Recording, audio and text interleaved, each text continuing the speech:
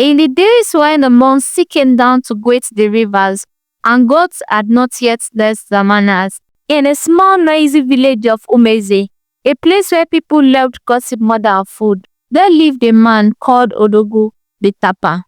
Odogwu was not just any Palmwine tapper, he was the tapper. He walked like a king, talked like a drum, and laughed like thunder. Whenever he passed, children would shout, Odogwu Wapu, and even the old women would giggle behind their wrappers. He had one gift, his Palmwine never finished. It all began one morning, when Odogwu climbed the tallest palm tree in the village. He tapped and tapped until he was tired. Then suddenly the tree began to shake.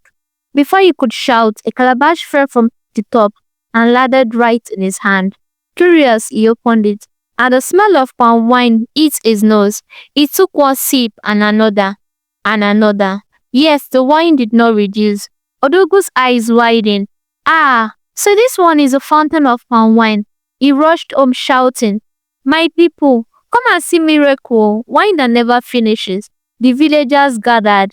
He poured cup after cup, but the calabash remained full. That was the day Odogwu became Odogwu the Blessed.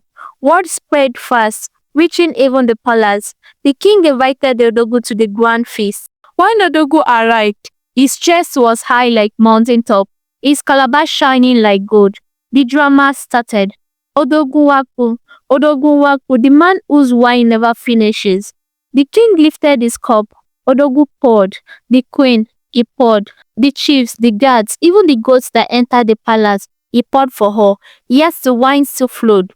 From this day, said the king, you shall be known as the royal papa. Whatever you want shall be given to you. The crowd cheered. Odogwu smiled wide. His teeth shining so bright like he had just won a toothpaste advert. He walked around like a peacock, chest out, calabash raised high. From that day, Odogwu's life changed. His small hut became a mini palace. People traveled from far and near just to drink his magical wine. He wore fire wrappers, red-haired jay, and beads that clicked when he walked. Two small boys followed him everywhere, carrying the calabash like bodyguards. At first, Odogwu was humble, but soon, pride began to swell inside him like fufu left too long in hot water. He stopped climbing trees. He bragged in the markets, Me, Odogwu the royal tapper, why should I climb tree when even the trees bend down for me? The villagers began to whisper, this man here done the big go. One day he go bust. One afternoon, while Odogwu was dozing under his mango tree, a tiny rat named Ekirete crept nearby. Ekirete was not just an ordinary rat. He was sharp, curious, and very nosy. He sniffed the air and said, Something is fishy about this man's endless wine. When Odogwu went inside to eat his pounded yam, Ekirete tiptoed to the calabash. He sniffed and saw something strange, a small hole at the bottom. He followed a thin bamboo pipe underground, and there, hidden beneath leaves, was a large clay pot filled with palm wine. Ha ha ha, said the rat, his whiskers twitching. So this is the secret behind the wine that never finishes. That night, when the moon shone bright like a silver drum, Ekirete gathered his friends, the lizard, the cricket, and even one stubborn chicken to share what he found. They laughed until their bellies shook. They decided to teach Odogwu a small lesson. The rat said, tomorrow we shall dry up his magic. So before dawn, Ekirete and his friends went to Odogwu's house and blocked the secret pipe. They drank and danced around the buried pot until it emptied. The next morning, the king sent for Odogwu again. Another feast, more honor. Odogwu bathed quickly, wore his finest wrapper, rubbed oil on his face, and carried his calabash like a trophy. He hummed proudly. When Odogwu paused, the world drinks. But as he lifted the calabash, it felt light. He peeped inside, empty. He checked the pipe, dry.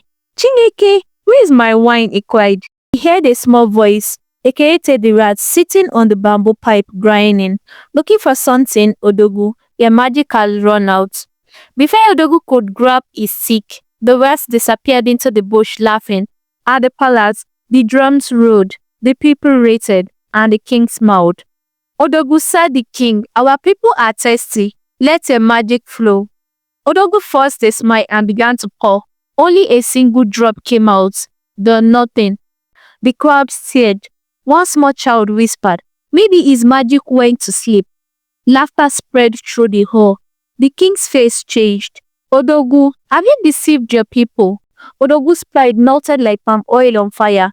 He fell to his knees and confessed, "My king, forgive me. I only wanted respect. I hid a pot of wine underground. I used a pipe to refill my calabash." The crowd gasped. The drummers dropped their stick.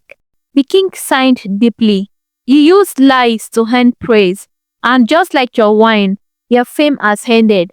From that day, no one came to Odogwu's house. The calabash that once drew crowds now gathered dust. Even the rats refused to visit. He became known as Odogwu Onyasa, Odogwu the Pretender. He lived quietly, with nothing but the sound of crickets. He learned something deep and true.